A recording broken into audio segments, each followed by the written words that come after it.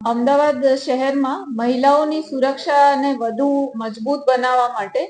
અમદાવાદ શહેર crime branch દ્વારા આગામી 30 દિવસ માટે એક વિમેન સેફટી માટે ડ્રાઈવનું આયોજન કરવામાં આવેલ છે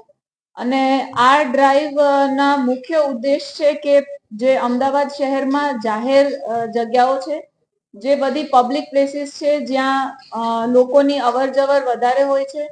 ટ્રાફિક વધારે હોય છે, માર્કેટ પ્લેસીસ, પબ્લિક ટ્રાન્સપોર્ટ અને જ્યાં રાત્રિના સમયમાં, સાંજના સમયમાં જ્યાં મહિલાઓની અવરજવર પણ વધારે હોતી હોય છે, વધારે ક્રાઉડેડ એરિયાઝ હોય છે,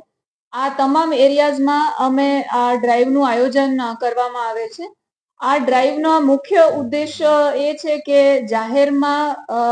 ગેરશિસ્તનું વર્તન, કોઈ પણ જાતની પબ્લિક ન્યુસન્સ કે ઉપદ્રવ જે કરતા હોય છે એવા અસામાજિક તત્વોને ટાર્ગેટ કરવામાં આવશે